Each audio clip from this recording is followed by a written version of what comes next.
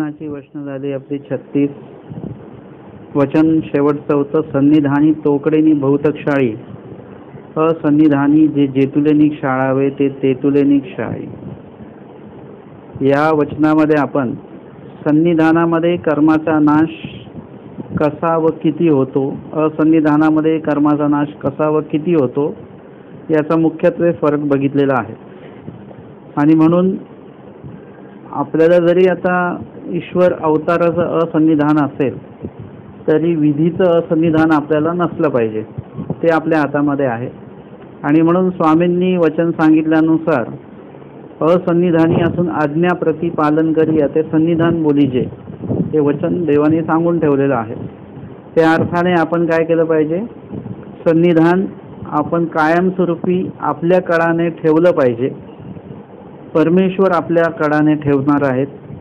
आणि मग त्यामध्ये सन्निधानी तोकडेनी बहुतकशाळी या वचनाचा काही भाग आपल्याला मिळेल, कारण की प्रत्यक्ष परमेश्वर अवताराचं सन्निधान आणि असं विधीचं सन्निधान यामध्ये थोडा काहीतरी फरक असणारच आहे. तो असेल नसेल, परंतु आपण काय केलं पाहिजे, सन्निधान या विषयाकडे आपण जास्त गांभीर्याने बघितलं पाहिजे. तर आपलं काय होणार आहे की सन्निधानी तोकडेनी बहुतकशाळी यासाठी उदाहरण आपण बघितलेलं शांताबाईसांचं, की त्यांच्या कर्मांचा नाश होतच नव्हता आणि त्यांची कर्म कशा पद्धतीची होती.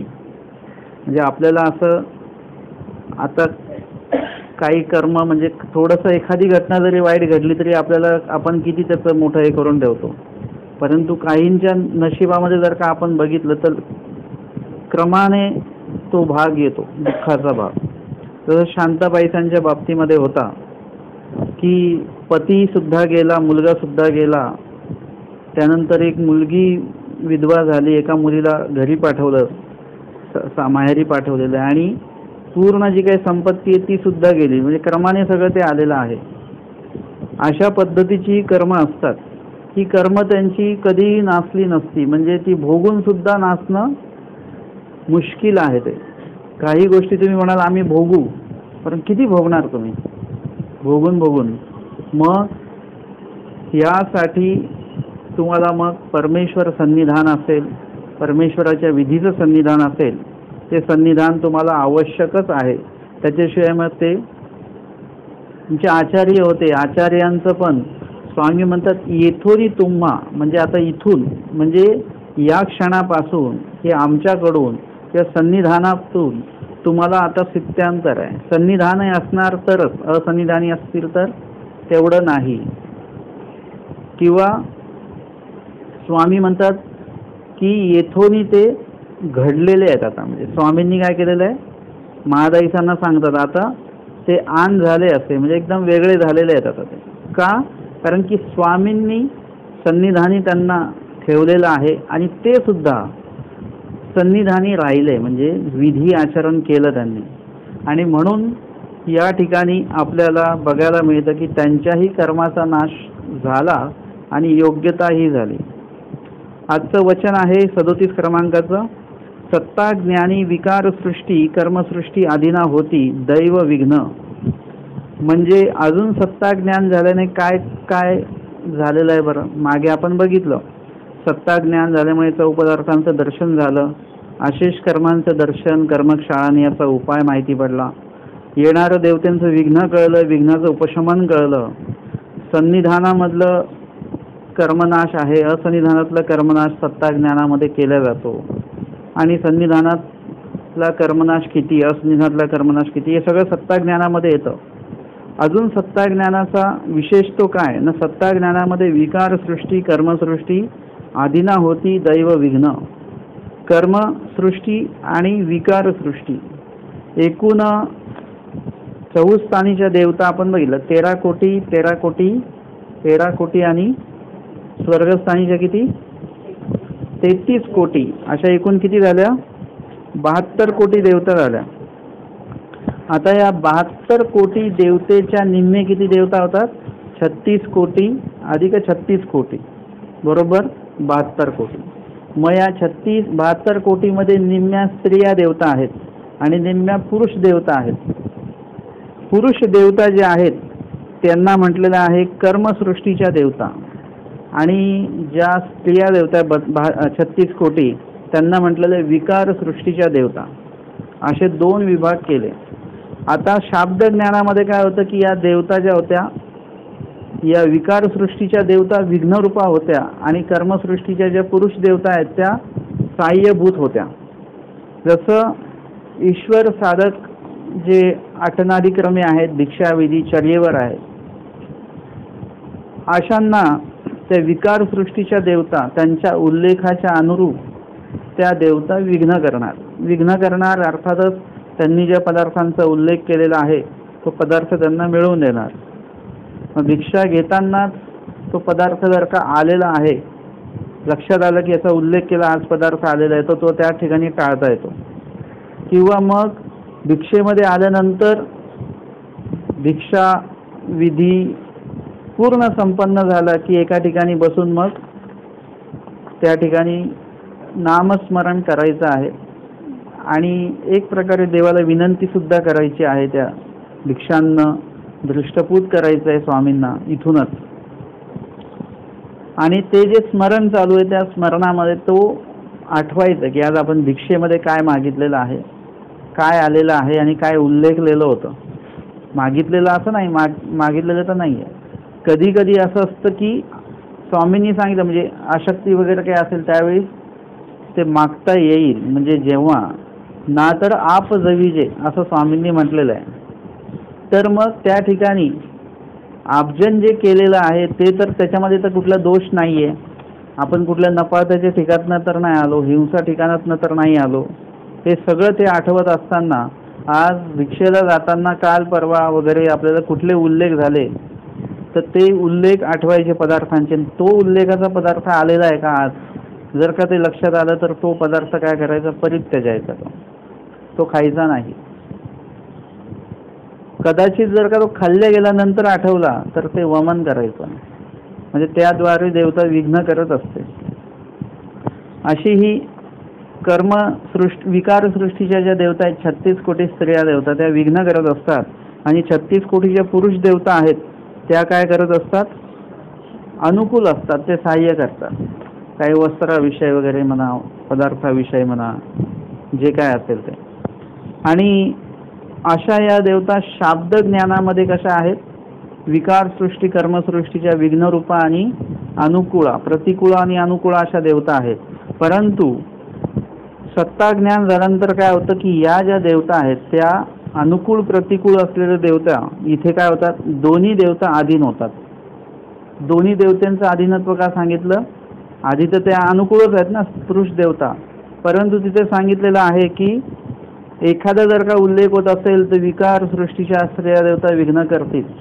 परंतु याने जर का पुन्हा उल्लेखच करत राहिला, म्हणजे एखादा पदार्थ आवडला की रोज तो पदार्थ मिळवणं उल्लेख केले, प्रतिकूल देवता तर विघ्न करतेच, पण अनुकूल देवता सुद्धा मग विघ्न करते. आणि म्हणून या ठिकाणी सत्ताज्ञानी दोन्ही देवतांचं अधीनत्व सांगितलेलं की दोन्ही देवता ज्या आहेत त्या अधीन झालेल्या आहेत, म्हणजे आता यातली कुठलीही देवता विघ्न करणार नाही, विषय संपला त्यांचा. कारण की विघ्न हे कशा पद्धतीने आणि कोणाला करावं लागतं, समानेसी. आधीच्या काळामध्ये युद्ध व्हायचं, मग ते युद्ध कुणासोबतही नाही करायचं, ते तुमची प्रतिष्ठा राखल्या गेली पाहिजे, तुमच्या समान असला पाहिजे तो. आजकाल आपण भांडणं करतो तेव्हा हे काही तत्व आपण पाळत नाही, हा सिद्धांत हा नियम काही पाळला जात नाही. हा नियम पाळला गेला पाहिजे, अर्थातच भांडलंच नाही पाहिजे. परंतु भांडत असताना सुद्धा किंवा वाद घालत असताना सुद्धा किंवा चर्चा करत असताना सुद्धा ती व्यक्ती आपल्या समान आहे का बघायचं असतंय. म्हणजे आता आपण वादाचा आणि भांडणाचा मुद्दा सोडून देऊया, परंतु चर्चेच्या मुद्द्यामध्ये सुद्धा कधीही आपल्या बरोबरीच्या व्यक्तीशीच चर्चा करावी. का माहिती आहे असं, कारण की कधीही मी ते ऐकलेलं की सांगणाऱ्याच्या लेवलचं ऐकणारं पाहिजे. सांगणारा जर का एकदम काहीतरी उच्च सांगतोय, उच्च तत्व सांगतोय आणि ऐकणारा त्याचा अभ्यासच नाही झालेला आहे, मग त्याला काही समजणार नाही, त्याला कंटाळेल, त्याला आळस येईल, किंवा तो म्हणाले काही सांगतात अशा पद्धतीचं होत असतं. आणि बहुतांशी जेव्हा एखादा प्रश्न तुम्हाला विचारला जातो, त्याचं उत्तर तुम्ही देता आणि समोरचा ती व्यक्ती तो समजूनच घेत नाही. मला याचं आधी खूपच नवल वाटायचं की मी बोलायचो मी तर मराठीत सांगतो आहे आणि याला म्हणजे प्रवचन अशा प्रकाराचं नाही, पण एखादा माणूस व्यक्ती चुकतोय, त्या चुकत्या व्यक्तीला मी बरोबर सांगतो की बाबा हे असं आहे, हे तुम्ही इथे चुकलात वागण्यामध्ये. ती व्यक्ती आपल्यावरच हे करते उलट. मला आधी वाटायचं असं का होतं, आपण तर सरळ सांगतोय. मग लक्षात आलं की तसं नाही आहे. सांगणारा तो त्या लेवलनी सांगतोय, ऐकणाऱ्याला ती लेवलच नाही आहे. जसं आम्ही आमच्या पूर्वकाळामध्ये असं होतं की आम्ही जेव्हा नवीन नवीन संवत्सरला गेलेलो तेव्हा मग तिथे आमचं वचन सुरू होते, वचन पाठांतर. मग तेवढा काही अभ्यास नव्हता, फक्त पाठांतर करायचं, अर्थ कळत नव्हता, काही नाही. मग अशामध्ये मामाजी आम्हाला म्हणजे खूप असे वेगवेगळे किस्से सांगायचे स्वतःचे. तुमच्या वयामध्ये म्हणजे आम्ही 16व्या वर्षात अभ्यास सुरू केला, कशाला शिकायला सुरुवात केली. त्यांनी 16व्या वर्षात शिकवायला सुरुवात केली. समजा त्या वयामध्ये ते शिकवायला लागले होते किंवा पाठांतर घ्यायला लागलेले होते. ते ती काय लेवल असेल त्यांची. आत्ता ते आम्हाला ते सांगायचे तुमच्या वयात असताना समजा आम्ही हे करायचो, आम्ही ते करायचो, ते आमच्या काही लक्षातच यायचं नाही तेव्हा. ते आता आत्ता लक्षात येतं की अरे तेव्हा ते हे सांगायचे, तेव्हा त्यांनी ते सांगितलेलं आहे हे आत्ता कळतं. कारण की त्यावेळेस आम्ही त्यांच्या त्या लेवलनी विचारच केला नाही कधी.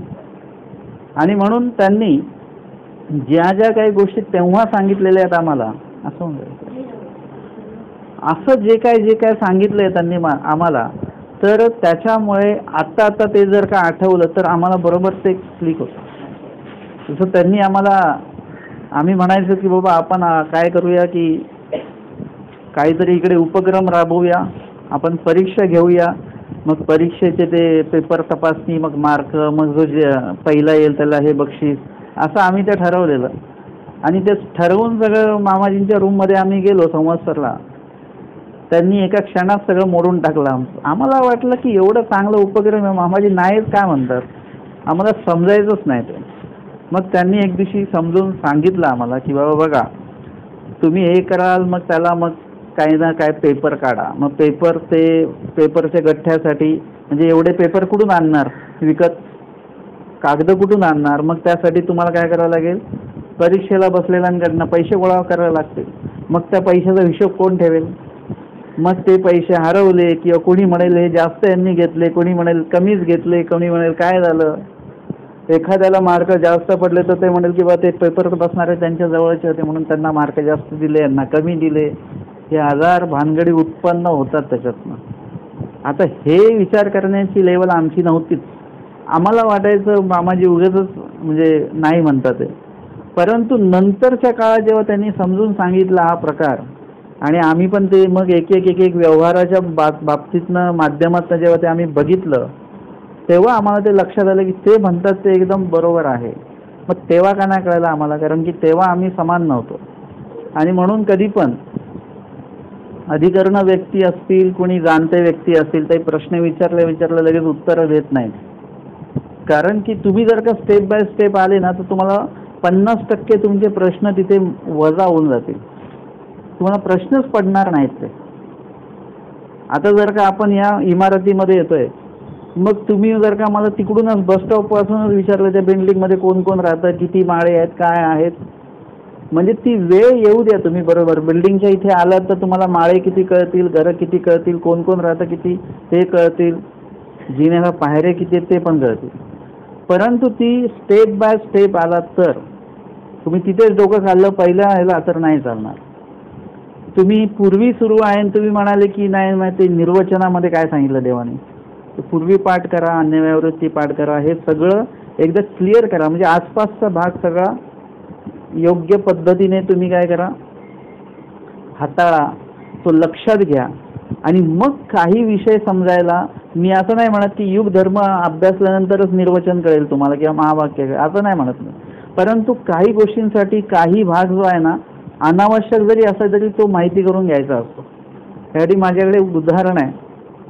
जर का आपल्याला ह्या इमारतीमध्ये यायचं असेल तर मी सरळ तुम्हाला या इमारतीचं नाव सांगितलं तर तुम्ही येऊ शकत नाही.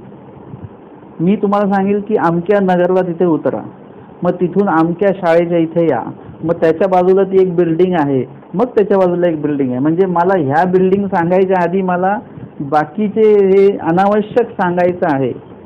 याच्यामुळे काय होणार की तुम्ही हा आसपासचा परिसर तुमच्या लक्षात येईल आणि मग लक्षात हां इथे आहे का ते.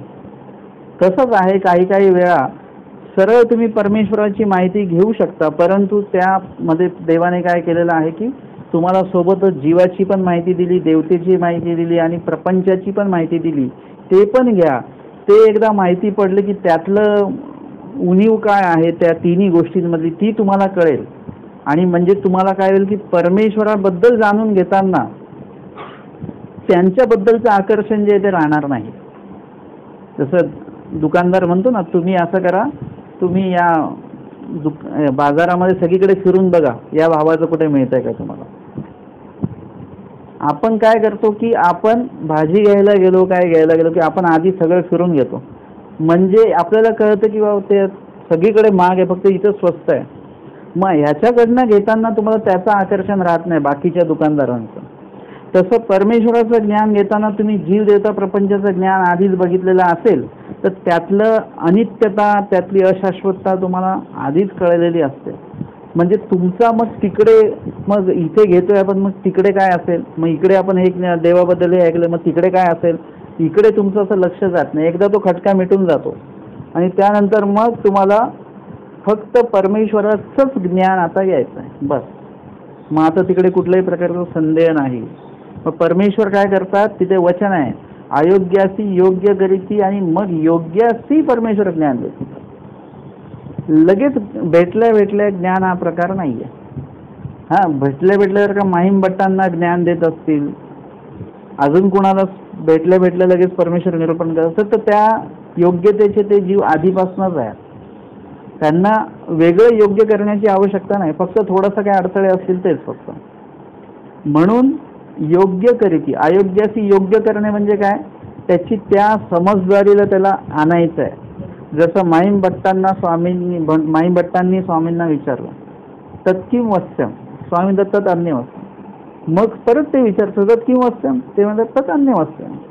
मग तत्किम वसम न ते येथीची प्रवृत्ती होईल. म्हणजे असं हे कोणालाच कळलं नाही, फक्त ते माहीम भट्टांनाच कळलं. बाकीचे बसलेले होते त्यांना कळलंच नाही काय विचारतायत आणि उत्तर काय मिळतात काही माहिती नाही कोणाला. म्हणजे हे काय आहे की माहीम भट्ट पहिल्याच भेटीमध्ये पूर्वी ऐकतात, पहिल्याच भेटीमध्ये बोध होऊन जातो त्यांना, ही योग्यता आहे. तिथेच भट्टवास आहेत, त्यांना 6व्या भेटीत बोध होतो, पहिल्या भेटीत नाही. म्हणजे हा फरक जो आहे तो आपल्याला कळला पाहिजे. लीळाचरित्रामध्ये परत एक भाग बघायला मिळेल आपल्याला की महादाईसांचा. महादाईसांना स्वामींनी अनेक वेळा सांगितलं बाबा इथे जाऊ नका, इथे जाऊ नका. दादोसांपासून लांब होण्यासाठी अनेक वेळा स्वामींनी निरूपण केलं, परंतु त्यांना ते कधी कळलंच नाही, कारण की ती समज नव्हती. त्यांना असं वाटायचं की स्वामी उगाच बोलत असतील, ते दादोसा बरोबर आहेत असं त्यांना वाटायचं. आणि मग एकदा मग महादाईचा स्वामींना म्हणतात की बाबा तुम्ही आम्हाला कधी काही निरूपणच केलं नाही.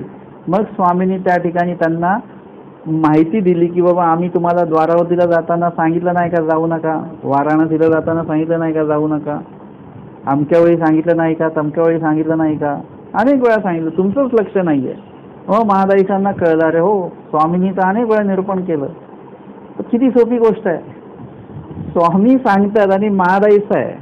महादाईचं तर एवढे प्रश्न करायचे, किती चांगली हे आहे, बुद्धी आहे महादाईचं, तरी पण स्वामींचं बोललेलं का कळत नव्हतं, हा प्रश्न पण पडला पाहिजे आपल्याला, कारण की ती योग्यताच नाही आहे.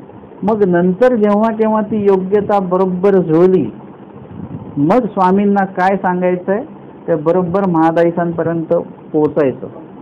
परमेश्वर तर अनेक वेळा पोहोचवतात. बघा, तुम्हाला अपघात झाल्यानंतर मग तुम्ही एक एक हे सांगता की ते रोज देवाला डोकं ठेवून जायचे, त्या दिवशी गेलेच नव्हते. ते रोज काय जाताना काहीतरी असं देवाचं नाव घेऊन जायचे, त्या दिवशी तसं न करताच ते गेले होते. किंवा त्यांना जाताना काहीतरी अडथळा आलेला होता, वगैरे वगैरे. किंवा त्यांना कोणीतरी फोन आलेला तर ते म्हणालेले होते जाऊ नका तुम्ही, असं संकेत आलेला होता तरी पण ते गेले आणि त्यांचा अपघात झाला. हे संकेत आधी नाही कळत आपल्याला, हे अपघात झाल्यानंतर कळतात हे संकेत काय काय मिळालेले होते. म्हणजे त्या योग्यतेचं झाल्याशिवाय तुम्हाला ते संकेत कळत नाहीत, ते कळले पाहिजेत आपल्याला. आणि म्हणून या ठिकाणी चर्चा करत असताना ते मी तुम्हाला सांगितलं की बाबा अधिकरण पटकन उत्तर का नाही देत, कारण की त्याचं कारण ते आहे की त्यांनी जरी उत्तर दिलं तरी आपल्याला ते कळेलच असं नाही, ते आपल्या डोक्यावरून जाऊ शकतं. म्हणजे आम्हाला ते संवाद सरशीच मी तुम्हाला मामाजींचं सांगेन की त्यांना एखादा जर का प्रश्न केला की मग ते म्हणायचे की 12 वर्षाने उत्तर मिळेल तर तुम्हाला. आम्ही म्हणायचो प्रश्न तर आत्ता केलेला आहे, उत्तर 12 वर्षांनी, म्हणजे आम्हाला काय कळायचंच नाही, नवीन नवीन आम्हाला हे पण कळायचं नाही. नंतर मग कळायला लागलं हे की आपण जर का गप राहून ऐकलं, समजा काही काही गोष्टी, सगळ्याच गोष्टी नाही, काही गोष्टींविषयी प्रश्न करायचेच असतात, पण काही गोष्टी ज्या असतात मी सांगितलं ना टप्प्याटप्प्याने गेले तरच कळणार आहेत त्या, ते इथेच कळलं सांगितलं तर नाही कळणार तो. मग त्या पद्धतीने जर का गेलो आपण तर त्याचं उत्तर आपल्या अभ्यासक्रमामध्ये कुठेतरी आपल्याला भेटणार आहे. जसं आता आपण चाललेलो, मग आपण ते विचारलं की आता अभ्यास सुरू झालेला आहे आपला वचनांचा, मग मध्येच भिक्षा कसं मागायचं, भिक्षा कशी मागायची मी कळेल तुम्हाला थोड्या दिवसात. तुम्ही थोड्या दिवसात कसं काय कळेल, कारण की पुढच्या टप्प्यामध्ये आचार सुरू होईल आणि आचाराच्या सारवळ्यामध्ये भिक्षेची वचनं पण येणार आहेत. मग तुम्हाला कळेल की भिक्षा कशी मागायची. तुम्ही म्हणाल स्मरण कसं करायचं, स्मरणाचं पण एक सारवा येणारच आहे, स्मरण वाक्य येणार आहे, त्यावेळेस तुम्हाला ते सुद्धा कळेल. तुम्ही म्हणाल की आम्हाला ह्याचा त्याग करता येत नाही, त्याचा मग थांबा, मग त्याग वाक्य आपली येणारच आहेत पुढे. म्हणजे ते तेव्हा तुम्हाला आपोआपच तो विषय येणार आणि विषयानुरूप सगळे टप्पे त्याच्यातले तुम्हाला कळणार. त्यागानंतर स्मरण, स्मरणानंतर मग वैराग्य वगैरे जे काय असतील ते सगळी वचनं क्रमाने आहेत. आणि म्हणून ते आम्हाला जे सांगायचे की 12 वर्षांनी उत्तर मिळेल, आम्हाला अक्षरशः काही 12 वर्ष लागायचे असं काय नाही, ते एका वर्षात पण मिळायचं कधी कधी, कारण की तो अभ्यास आमचा मग तिथपर्यंत यायचा आणि त्या टीकेमध्ये, त्या वचनामध्ये, त्या लिळेमध्ये तो विषय विश्लेषित केला जायचा त्यांच्याकडनंच. आणि मग आम्ही हा प्रश्न होता बरं का आपल्याला, हा सुटला. कधी कधी समजा मी प्रवचन करत असताना मी एवढं वचन विश्लेषण करून सांगतो की कधी कधी असं मला वाटतं की समोरचा व्यक्ती हा प्रश्न विचारणार आहे, मी त्याचंही विश्लेषण करून टाकतो आणि नंतर जर प्रश्न काय आले तर ते म्हणतात हा प्रश्न होता पण तो तुम्ही सांगितला त्याच्यामध्ये, त्याचं उत्तर आलं त्याच्यामध्ये. म्हणजे कधी कधी ते तसं होतं. हे आम्हाला नंतरच्या काळात असं कळायला लागलं. काही गोष्टी अशा असतात ते ऐकून समजत नाही तुम्हाला. आता मी तुम्हाला भिक्षेचं वचनाचं किती पण समजून सांगितलं तरी तुम्हाला 50%च कळणार आहे, तुम्हाला 100% नाही कळणार. त्यासाठी तुम्हाला काय करावं लागेल, झोळी घेऊन भिक्षेला जावं लागेल, तर तुम्हाला तो विषय 100% कळेल. सगळ्याच गोष्टी थेअरीने कळत नाही, त्याला प्रॅक्टिकल पण जोडून असावं लागतं, तेव्हा जाऊन ती गोष्ट तुम्हाला कळणार आहे. म्हणून ब्रह्मविद्या ज्ञानामध्ये नुसतं थेअरीला महत्त्व नाही आहे, नुसतं वचन पाठांतराला, लीळा पाठांतराला महत्त्व नाही आहे, तर तुम्ही त्याचं सक्रियता जी आहे ती तुमच्या आचरणाच्या माध्यमातून ती प्रस्तुत केली पाहिजे. स्वामी सांगतात 7-5 दिवसा आपली दावल दावी, म्हणजे तुम्ही काय आचार करताय तो समोर ठेवा, देवाच्या समोर ठेवा, अधिकरणांच्या समोर ठेवा आणि स्वतःच्या समोर पण ठेवा की मी काय करतोय, मी काय केलंय 8 दिवसात. आज आपलं सत्संग झालं, उद्याच्या पुढच्या सत्संगापर्यंत आपण काय केलंय याचा हिशोब आपल्याला स्वतःला माहिती पाहिजे. रोज घरामध्ये आपलं असतंच ना, डाळ किती संपली आहे, तांदूळ किती आहेत, पीठ किती बाकी आहे, पैसे किती शिल्लक आहेत, सगळा हिशोब असतो. तसा आपला अध्ययनाचा पण हिशोब पाहिजे. आपण किती पाठ नव्हतं आपलं, किती पाठ केलं, आता या घडीला किती पाठ आहे, किती ठिकाणी चुकतोय, किती ठिकाणी बरोबर आहे, सगळा हिशोब आपला असला पाहिजे, तर आपण पुढे जाणार आहोत. तुमच्याकडे जर का तुमच्या अभ्यासाचा कुठलाही अहवाल नसेल तर तुमचा अभ्यास हा कमकुवत आहे, त्याला कुठल्याही प्रकारचं दिशा नाही आहे, एक प्रकारची त्याची दशाच सुरू आहे असा त्याचा अर्थ आहे. आणि म्हणून प्रत्येक याचा तुमचं हे पाहिजे, पक्क हिशोब पाहिजे, किती आहे आणि किती करायचं याचं साध्य पण तुम्ही नक्की केलं पाहिजे. हे जेव्हा तुमच्याकडे असेल तर तुम्हाला ते सांगितलेलं कळेल, तुम्हाला काय बोलायचं ते कळेल, काय वाचायचं ते कळेल, असं होत असतं. अशा पद्धतीने आपला विषय चालू आहे की चर्चेमध्ये समानता असेल तर मग ती चर्चा जी असते ती ऐकण्यायोग्य असते. ह्याच्यामध्ये सांगणारा आणि ऐकणारा किंवा दोन चर्चकांमध्ये जर का एक कमी जास्त असतील तर ती चर्चा वादाकडे जाते, कधी जाऊ शकते, थोडी त्याच्यामध्ये तमतम होऊ शकते. आणि मग कधीही समोरचा व्यक्ती काय सांगतोय याचा पूर्ण आपल्याला अभ्यास आला पाहिजे. चर्चेमध्ये कधी सुद्धा समोरच्याला कमीपणा दाखवावा हा हेतू कधी नसावा, तर मग त्या चर्चेतलं सत्व निघून जातं किंवा त्या चर्चेतनं जे फलद्रूप होणार आहे तो भाग निघून जातो आणि कुणाच्याही पदरामध्ये काही पडत नाही त्या चर्चेचा विषय.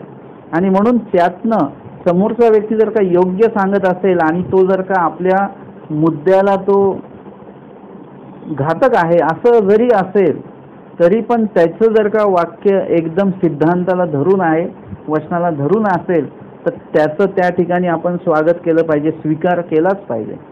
तुम्ही तो आपला मुद्दा खोडला जातोय त्याच्या मुद्द्यामुळे म्हणून आपण हे नाही करायचं, त्याच्या मुद्द्याला उगाचच भांडण्याचा रूप द्यायचं नाही. तो मुद्दा आपण हे कधी होत असतं समान एसी जेव्हा असेल तेव्हा की नाही बरोबर हे म्हणतात ते बरोबरच आहे, हे चूक नाहीये. जसं आता आम्ही आश्रमामध्ये असताना असं व्हायचं कधी कधी की बाकीच्यांना असं वाटायचं की मामाजींनी असं करावं आणि त्यावेळी समजा कोणाची अपेक्षा असेल की मी पण बोललं पाहिजे वगैरे, परंतु त्यावेळेस मी काही बोलत नव्हतो. मग ते बाकीचे म्हणायचे तुम्ही काय बोललेच नाही, आम्हीच बोलत होतो फक्त. मी म्हणायचं की ते गुरुजी काय मुद्दा सांगतायत तो पण ऐकला पाहिजे आपण. ते जर का तो मुद्दा सांगतायत असा असा आहे तर आपण त्यावेळेस तो मुद्दा त्यांचा चुकीचा आहे असं आहे म्हणणं आपली चूक आहे, महाचूक आहे. त्यांचा तो जर का तो मुद्दा मांडतायत तर ते चुकीचा तर मांडत नसतीलच. मग तो चुकीचा कसा नाहीये आणि तो बरोबर कसा आहे हे आपण समजून घेतलं पाहिजे. त्यांचा पण अनुभवाचेच काहीतरी बोल असतील की नाही त्यातनं, म्हणजे हे तुम्हाला लक्षात घेतलं पाहिजे. नुसतं ऐकलं आणि त्याच्यावर उगाच काहीतरी प्रश्न करायचा असा पण नसावा.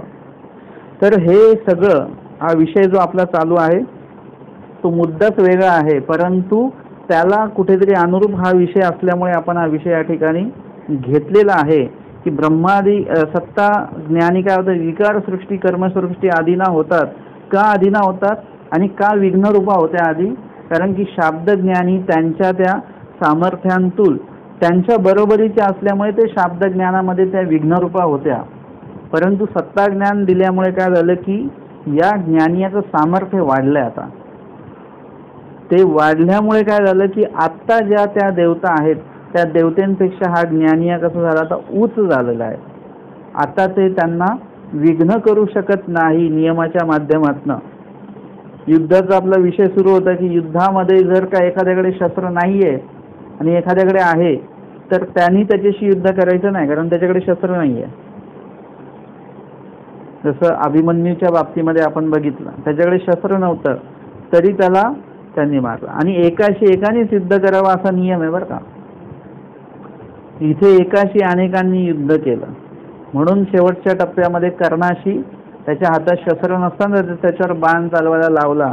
त्यांनी अनेक वेळा हे म्हटलं की अयोग्य आहे वगैरे. कृष्ण महाराज म्हणाले मग अभिमन्यूच्या वेळेस काय झालं मग, म्हणजे अयोग्य हे आत्ता आपण मनुष्य ते अयोग्यता निर्माण करत असतो, अयोग्य वर्तन करत असतो. परंतु नियम जो आहे तो नियम एवढे चांगले नियम आहेत, वाईट ह्याच्यामध्ये पण चांगले नियम आहेत.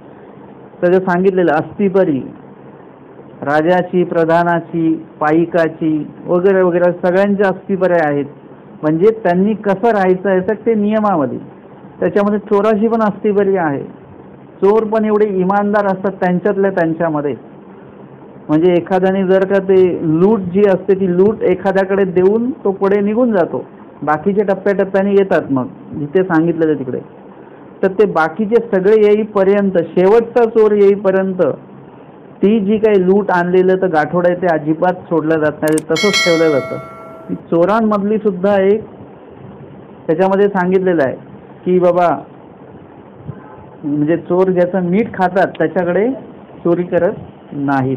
म्हणजे हा सुद्धा त्यांच्यातला तो नियम आहे.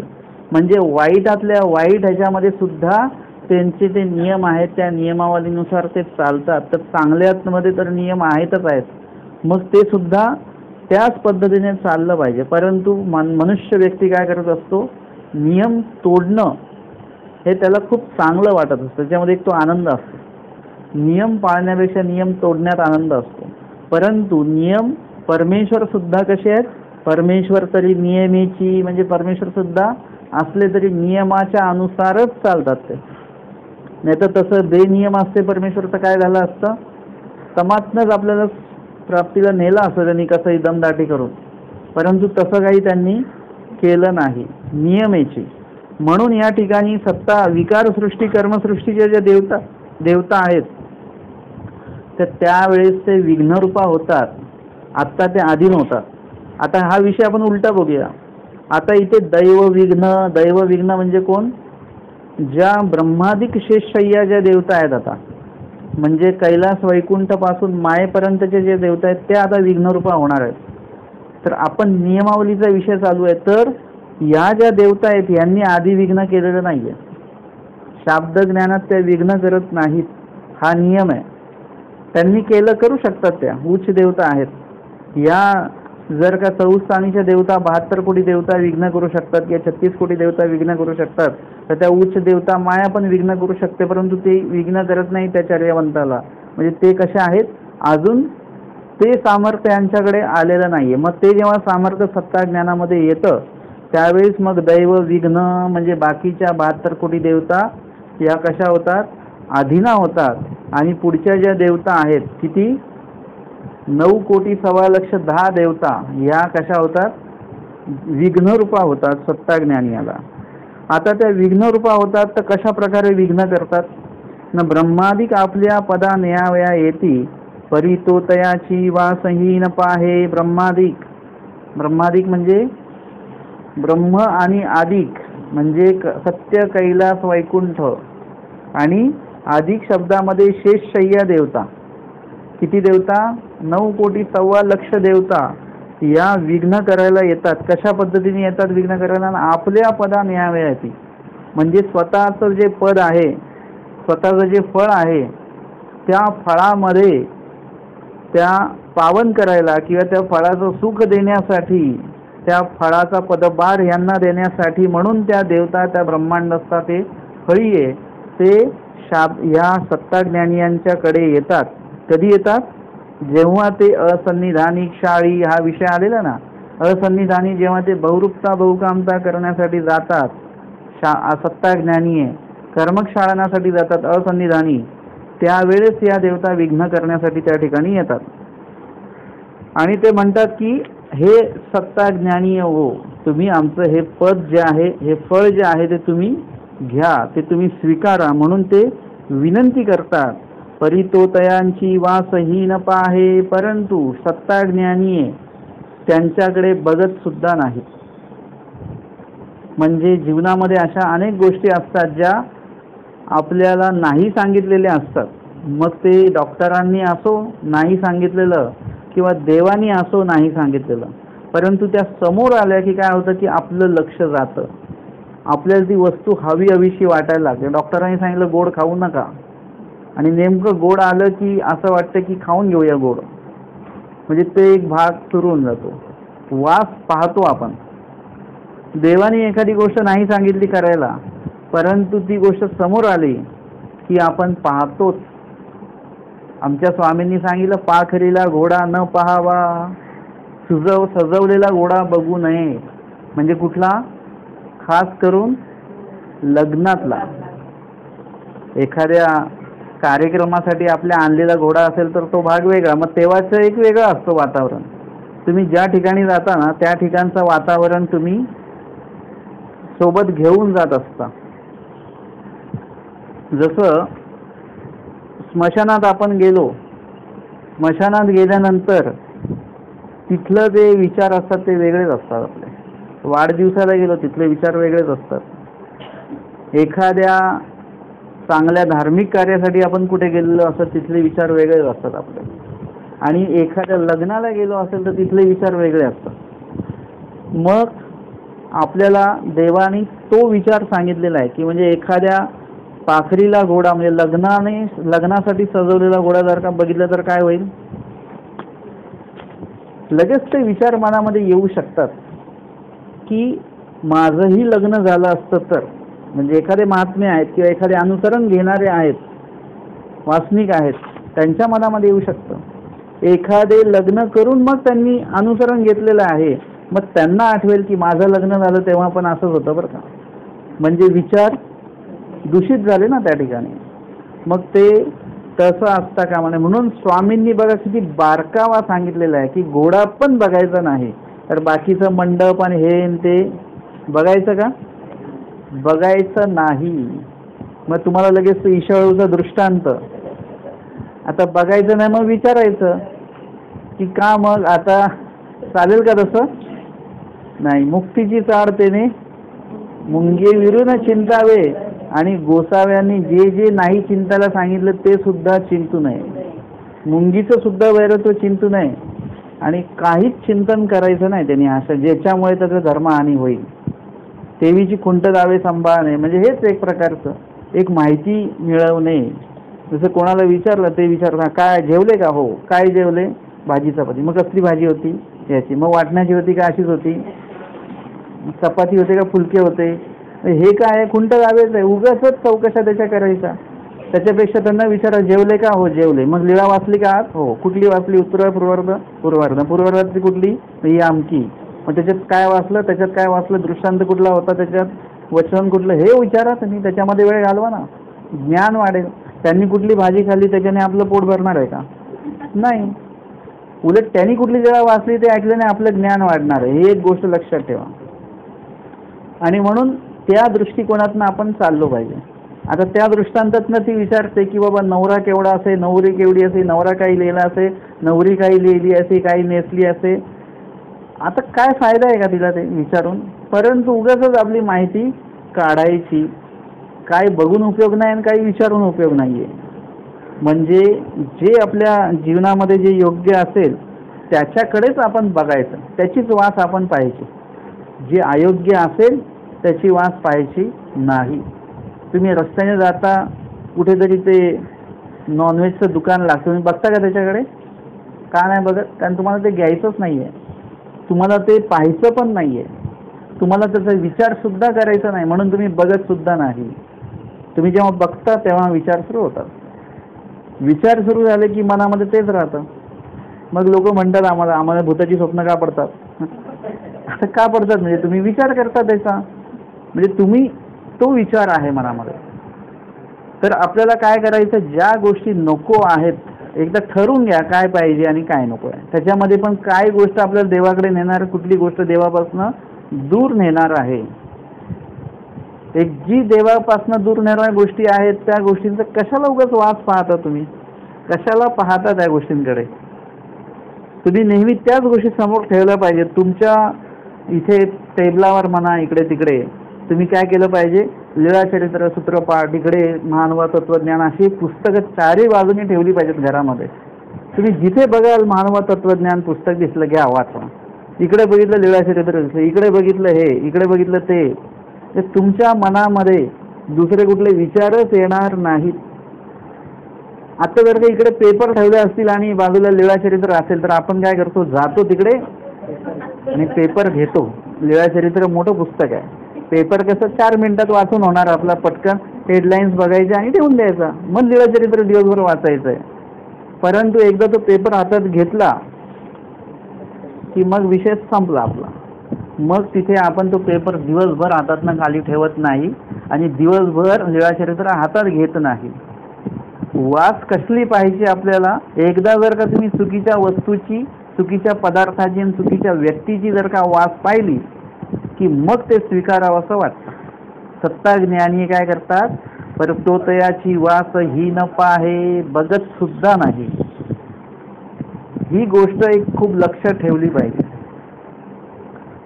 म्हणजे न बघणं, बघितल्यापासून सुरुवात होऊन जाते. आणि म्हणून की या ठिकाणी आपल्याला हा जो काही मुद्दा आहे, म्हणजे ब्रह्मादिक आपल्या पदा नयाव्या येती, हा एक पद आहे वचनाचा, आणि तो तयाची वासही न पाय हे एक पद आहे वचनाचं. म्हणजे ते काय करतात हे एक पद आहे, आणि हे काय करतात हे वचनामध्ये याचे दोन पद आहेत. तर आपल्याला नेहमी समोरचं काय करतोय ना याच्या संदर्भात आपल्याला कुठल्याही प्रकारची म्हणजे महत्त्व नसेल तरी चालेल, परंतु आपल्याला काय करायचं आहे याचं महत्त्व आपल्याला असणं खूप गरजेचं आहे.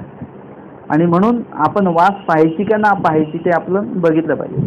लीळा चरित्रामध्ये वास पाहण्याची न पाहण्याची अनेक उदाहरणं येतात. जसं आमचे आचार्य होते पूर्व काळामध्ये कसे होते ते, परंतु जेव्हा केव्हा त्यांना स्वामींचं नाम घेतलं दादोसांनी आणि त्यांना वेध झाला आणि मग त्यांना असं वाटायला लागलं की स्वामींची भेट घ्यावी, स्वामींकडे पाहावं, स्वामींना पाहावं, असं म्हणून त्यांना वास पाहणं म्हणजे जिकडे जायचं तिथलीच वास पाहिली पाहिजे. आणि जेव्हा दादोस निघाले ते म्हणाले की मी पण येऊ का तुमच्यासोबत, ते म्हणाले हो चला. मग तिथे होते महादाईचा, उमाईचा आणि आबाईचा होता, त्या म्हणाला आम्ही पण येतो, ते म्हणाले चला. म्हणजे त्यांनी वास पाहिली. आता याच्यामध्ये पण सिन्नरला पोहोचल्यानंतर दादोस आणि भटोबास जे होते ते पूजाद्रव्य आणण्यासाठी बाजारहाटामध्ये गेलेले आहेत. इथे उमाईचा आणि महादाईसांना काही चैन पडत नाही. ते त्यांना असं वाटतं की दादोसांचे गुरु कधी बघायला मिळतील आपल्याला, हे लोक कधी येतील आणि कधी जाऊ आपण. वास पाहणं म्हणजे कसं त्यांना ते होतं की त्यांनी सुरुवातच त्यांची तशी झालेली आहे, त्याच्यामुळे ते स्वामींकडे ते म्हणून जेव्हा येतात स्वामी त्यांना म्हणतात की तुम्ही आता काय करा, इथेच राहा, तुम्हाला सोबत आहे, महिला वर्ग आहेत, हे आहेत ते आहेत. कारण की कोणाची वास पाहिली होती त्यांनी, देवाची वास पाहण्याची इच्छा त्यांच्यात निर्माण झालेली होती. असं निवड जी आहे ती आपली जर का सुरुवातीलाच योग्य ठरली तर पुढच्या गोष्टी योग्य योग्य योग्य योग्य होत जातं. आणि म्हणून एकदा जीव देवता प्रपंच यांच्याबद्दल एकदा काहीतरी निकाल लावून टाकायचा आपला. जरी तुम्ही प्रपंच सोडू शकत नसले तरी प्रपंचाकडे राहून, प्रपंचात राहून तुम्ही प्रपंचाची वास न पाहणे हा विधी तुम्हाला घडतोय का, इथे इथे तुम्हाला प्रयत्न करायचे. ते जाऊन प्रयत्न आश्रमात नाही करायचे, ते सगळं इथे 100% त्याचा कोर्स पूर्ण करून मग आश्रमात जायचं आहे. आता मग आश्रमात गेल्यानंतर तिथून सुद्धा वास इकडचीच बघितल्या जाते. फोन केले जातात, काय बरे आहेत का, नातू काय करतो आहे वगैरे वगैरे, हे झालं का, ते झालं का, सिलेंडर आणलं का, हे लाईट बिल भरलं का, हे तिकडून वास पाहिले जाते. किती वास पाहण्याची मर्यादा किती आहे बघा, तेवढं बघितल्या जातं. असं काय आवश्यकता आहे का काही, त्यांचा ज्यांचा संसार आहे त्यांना करू द्या, त्यांनाही सवय लागू द्या, त्यांची जबाबदारी आहे. आपलं काय आता आपलं ते आहे. पण यांनी जर का फोन करून विचारलं तर इकडच्या लोकांनी चित्रपाठ पाठ केलं का, लीळा पाठ केली का, कितवी लीळा चालू आहे, कितवी टीका चालू आहे, किती स्मरण करता रोज, किती सेवा जातं, आपल्याला खपेल का, हे नाही खपणार. बघा वास पाहणं असा आहे, आपण इथून सुद्धा तिकडचीच वास बघायची, तिकडे गेल्यानंतर तिकडचीच वास बघायची. आपण इथून सुद्धा इथे राहून सुद्धा इथलीच वास पाहतो, तिकडे गेल्यानंतर सुद्धा इकडची वास पाहतो. मग कसं काय सुटणार आहे सगळं, हे सुटणार नाही. आपल्याला या उद्धरण या प्रकरणातनं नुसतं सत्ताज्ञानी, शाब्दज्ञानी, विशेषज्ञानी याबद्दल नाही बघायचं. इथे आपल्याला स्वतःचं पण बघायचं की याच्यातनं आपण काय काय करतो. मागच्या सत्रामध्ये आपण सत्ताज्ञानीयावरून शाब्दज्ञानीयाचे अर्थ आपण लावलेले होते. या ठिकाणी आपण सत्ताज्ञानीयावरून आता स्वतःवर पण अर्थ आपण लावतो आहोत. की वास पाहणे म्हणजे एक गोष्ट तर खरं तुम्हाला माहिती आहे, मी सांगायची काही गरज नाही की संसार ह्याच्यामध्ये कुठल्याही प्रकारचं सुख नाही आहे. हे स्वामींनी सांगितलंय. दुःखरूपता, पापमूळता आणि अनित्यता या 3 गोष्टी संसारामध्ये आहेत. या 3 गोष्टी नसत्या तर संसारासारखं दुसरं सुखी काही नसतं. पण या 3 गोष्टी याच्यामध्ये आहेतच आहेत. तरी आपण का म्हणजे असं अडकून आहोत याच्यामध्ये, आपण मोह नष्ट का होत नाहीये, आपण पुन्हा पुन्हा का वास बघतो आहोत त्या गोष्टीची, तर ते नसलं पाहिजे. तुम्हाला मी सांगतो की आता जर का इथे किती मोठा विषय चालू असेल आणि जर का इथे टी व्ही चालू असेल ना, तर बोलता बोलता ऐकता ऐकता आपलं लक्ष हळूच टी व्हीकडे जातं, वास पाहणं घडतं. हे नको त्या गोष्टींकडे आपण सारखं सारखं आकर्षित होत राहतो. हे काय आहे? हे अत्यंत का तर अधमती अधगती अधरती या गोष्टी आपल्याला तिकडे वास पाहायला भाग पाडत असतात. आणि म्हणून सत्ताज्ञानी काय करतात, ते ब्रह्मादी म्हणजे एवढ्या 9 कोटी 1.25 लक्ष देवता तिकडे विनंती करायला येतात आणि ते म्हणतात, अपरोक्ष ज्ञानी हो, आमच्या या फळाचा उपभोग घ्या, परंतु तो तयाची वास नाही न पाहे. स्वामी म्हणतात ते तयांची वास सुद्धा बघत नाही. अभिमानाने सांगतात स्वामी. शाब्दज्ञानी याबद्दल सांगतील नाही सांगतील.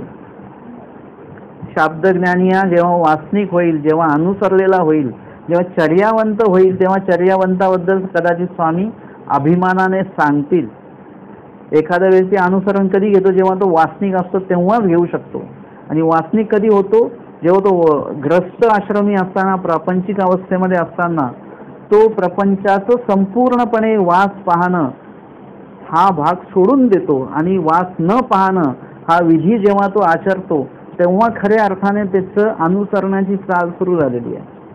सगळं तिथेच आहे, परंतु संसारात कुठल्याही पद्धतीचं लक्ष नाही. तुम्ही हा विषय जो आहे तुम्हाला समजून घ्यायचा असेल तर तुम्हाला लीळा वाचावी लागेल, ती भटोवासांच्या अनुसरणाची लीळा, की स्वामींजवळ आलेले आहेत. आई आहे, बहीण आहे, दादोस आहेत, सगळे आहेत. तिकडे पत्नी आहे, मुलगा आहे, सोबत नाहीत पण पत्नी मुलगा तिकडे गावाकडे आहेत. परंतु ते स्वामींकडे जेव्हा आलेले आहेत ना, ते आलेलेच त्या विचाराने आहे, त्यांच्या मनामध्ये सगळं तेच चालू आहे. या 6 भेटींमध्ये काय झालं? 6 भेटी फुकट नाही गेल्या त्यांच्या. जर का नुसतं नाम ऐकल्याने भटोबास आणि स्वामींचं ते एकरूपता होते आहे, वेधल्या जातात स्वामींकडे, ते तिथूनच त्यांची सुरू झालेली आहे. ते जे काही स्थित्यंतर जे आहे ते तिथून सुरू झालेलं आहे. आणि त्या प्रत्येक भेटीमध्ये त्यांचं काय झालेलं की स्वामींकडे वास पाहणं घडलेलं आहे. इतकं वास पाहणं घडलेलं आहे की प्रपंचाकडचा जो काही भाग आहे, आसक्ती आहे, ती प्रत्येक वेळी सुटत सुटत सुटत सगळी तुटून गेलेली आहे. आणि जेव्हा अनुसरणासाठी आले ना, ते तयारीनेच आलेले आहेत. आणि म्हणून ते त्या ठिकाणी पूर्ण म्हणजे मला असं वाटतं की त्या काळामध्ये स्वामींच्या ठिकाणी जेव्हा ते आलेत, अनुसरणाचा तो जी काही भेट आहे त्यांची, त्याच्यामध्ये तर ते असं गुमसुमच असतील. बाकीचे सगळे स्वामींचं पूजा करा, हे करा, ते करा असं असतील. आणि भटोबास थोडेसे एकांतामध्ये असतील, विचार गांभीर्यामध्ये असतील की आता आपल्याला आता त्याग करायचा आहे, ठरलंय आता बस. आणि म्हणून ते त्या विचारामध्ये असावेत तिकडे असं मला वाटतं. आणि म्हणून जाताना सुद्धा त्यांचा तो विचार तोच चालू आहे की प्रपंचाकडे तोंड केलेलं आहे, पण प्रपंचाची वास नाही पाहिली. वास पाहिली असती ना तर ते स्वामींकडे आलेच नसते. आमचे माहीमभट्ट होते, त्यांनी सुद्धा निश्चय झाला त्यांचा, आणि मग त्यांनी प्रपंचाची वासही पाहिली नाही. म्हणजे ते म्हणाले की आता घरी जाऊ. ते म्हणाले नाही नाही, घरी गेलो आणि विचार बदललात तर, म्हणजे वास पाहणं झालं ना प्रपंचाची, विचार बदलणारच. म्हणून बघा किती किती कौशल्य. असं कोणी त्याग करतं का सांगा? पुढच्या पुढे निघून आलेले आहेत. निळभट्ट भांडारेकर पडवीतनंच लगेच आलेले आहेत, आतमध्ये गेलेच नाही, वास पाहिली नाही प्रपंचाची. प्रपंचानेच विचारलं त्यांना कुठे चाललात, तर त्यांनी फक्त सांगितलं, परंतु वास नाही पाहिली. डोळ्यांनी पाहिलं असेल, परंतु जे काही सक्रियतेने बघितलं पाहिजे तसं नाही झालेलं आहे. आणि मग स्वामींच्याच दिशेने निघालेले आहेत. तेच भटोबासांच्या बाबतीमध्ये आहेत की दिशा तर तिकडे आहे, पावलं तर तिकडे प्रपंचाकडेच चाललेली आहेत, प्रपंचाकडेच तोंड आहे, देवाकडे पाठ आहे, परंतु वास कोणाचा आहे? वास पाहणं परमेश्वर, डोळ्यासमोर परमेश्वरच आहेत, सन्निधानच आहे, ज्ञानच आहे, अनुसरणच आहे. आणि म्हणून ते वास पाहणं, प्रपंचाकडे वास पाहणं त्यांचं घडलेलं नाही. आणि म्हणून तो संदेहात्मक तो सगळा तो प्रवास चालू आहे, म्हणजे विचारांमध्ये. आणि मग निश्चित झालं लगेच की ते म्हणाले, आईला तुम्ही व्हा पुढे, मी आलो, माझी वाट बघू नका, वाट बघू नका आता. आणि मग मागे फिरले. आत्ता जर का ते प्रपंचाकडे गेले असते तर मग परत येणं मुश्किल होतं, परंतु देवाकडे फिरले बरोबर. आणि मग तिथे आले आणि तिथेच मग पुढचा इतिहास आपल्याला माहितीच आहे. देवाने सांगितलं की पाठवल्याशिवाय जायचं नाही, म्हणजे आम्ही कधीतरी पाठवणार आहोत तेव्हा तुम्हाला जावं लागेल, हा त्याच्यातनं अर्थ आपल्याला मिळतो. तर एकंदरीत हे परमेश्वराकडे वास पाहणं हे आपलं असलं असं पाहिजे.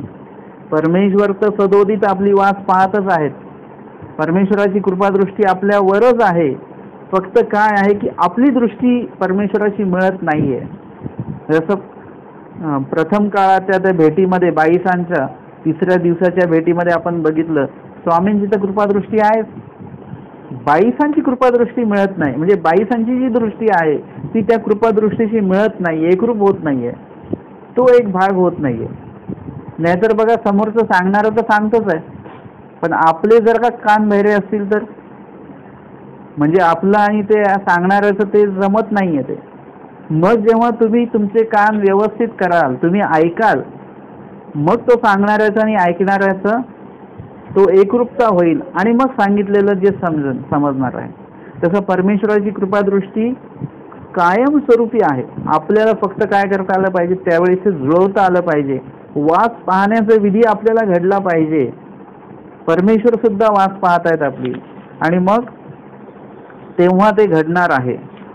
परंतु जर का आपण इकडे तिकडे वास पाहत राहिलो तर मग परमेश्वराची वाट आपल्याला कधी सक्रियतेने चालता येणार नाही. हे या वचनातून आपल्याला बघायला मिळतं की तो तयाची वासही न पाय लक्ष सुद्धा देत नाही. मग ह्या देवता निघून जातात. मग अष्टभैरव देवता येतात.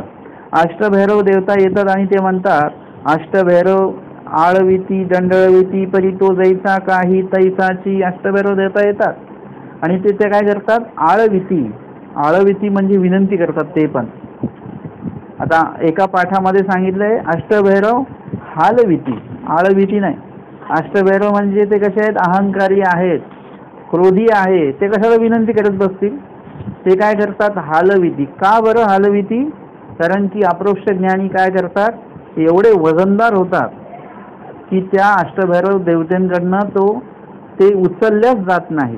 ते काय म्हणतात, आता यांनी विनंती केली, त्यांनी ऐकलं नाही, मग आता आपण विनंती करायची नाही, सरळ उचलूनच न्यायचं. पण ते इतके वजनदार होतात आणि म्हणून या अष्टभैरव देवता हालविती दंडळविती, हलवतात त्यांना, परंतु तो जैसा काही तैसाची ते हलतच नाहीत, अजिबात हलत नाहीत. बघा, आपण जरी पदार्थांची वास नाही पाहिली मग आपण मुक्त झालो, आपण जिंकलो? नाही नाही नाही, तसं नसतं. तुम्ही ते पाहिलेलं नाहीये, तुम्हाला सिनेमाला जायचं नाहीये. काही लोक निघालेत आणि तुम्हाला सिनेमाला जायचं नाही, तुम्ही वचन पाठांतर करायचंय तुम्हाला, म्हणून तुम्ही त्यांना नाही सांगितलं.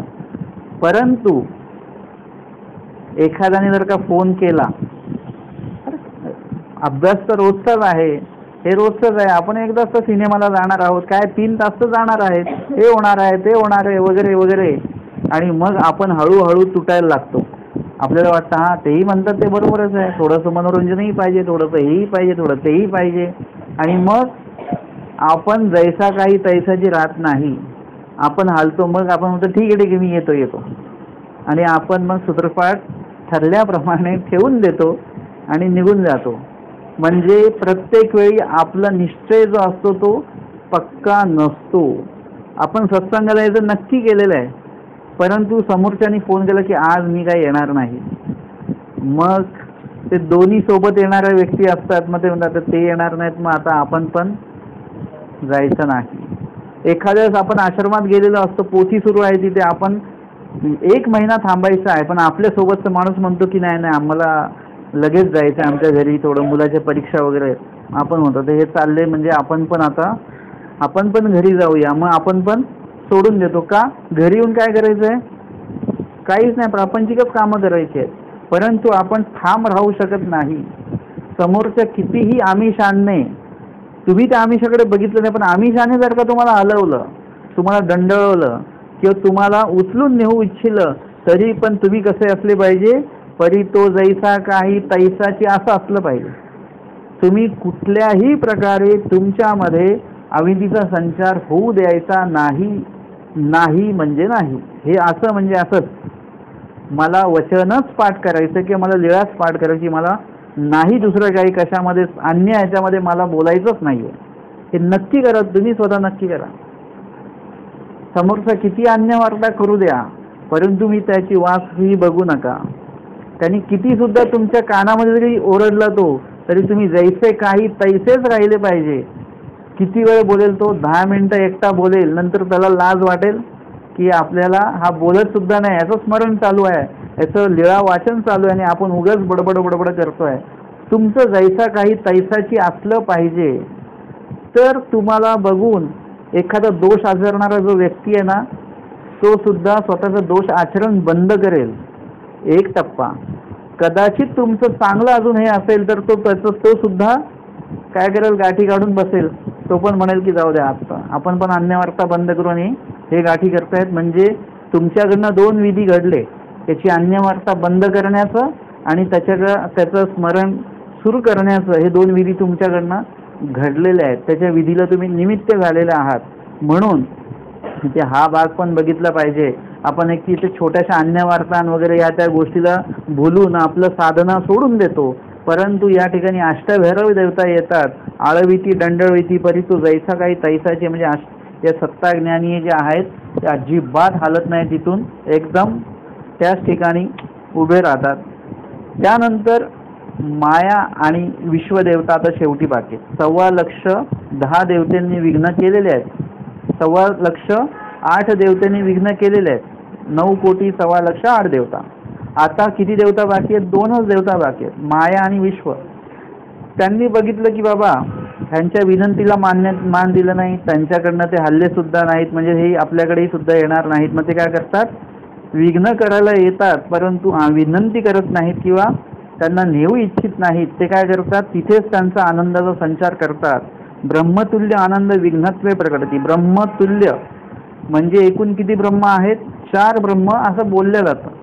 ब्रह्म म्हणजे व्यापणारे. मग कुणी कुणी व्यापलेलं आहे? प्रत्येक गोष्टींनी प्रत्येक हे व्यापलेलं असतं.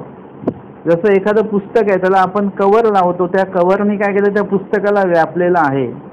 त्याच्याही पेक्षा त्या पुस्तकाला दप्तराने व्यापलेलं आहे. त्याच्यापेक्षा त्या दप्तराला घराने व्यापलेलं आहे. त्या घराला अजून इतर जे काही मोठा घर असेल त्याच्याने व्यापलेलं असेल. म्हणजे प्रत्येक जण व्यापक असतो, परंतु त्याच्याही पेक्षा अजून मोठा व्यापक असतो, त्याच्यापेक्षा अजून मोठा व्यापक असतो असं. मग या ठिकाणी 4 ब्रह्म म्हटलेले आहेत. एक आहे की एका ब्रह्मांडाला व्यापलं म्हणून विश्व देवतेला ब्रह्म असं म्हटलं जातं. अनंत ब्रह्मांडाला व्यापलं म्हणून माया देवतेला ब्रह्म असं म्हटलं जातं. त्यानंतर सतब्रह्माने मायादी सगळ्यांना व्यापलेलं आहे म्हणून त्यांना ब्रह्म म्हटलं जातं.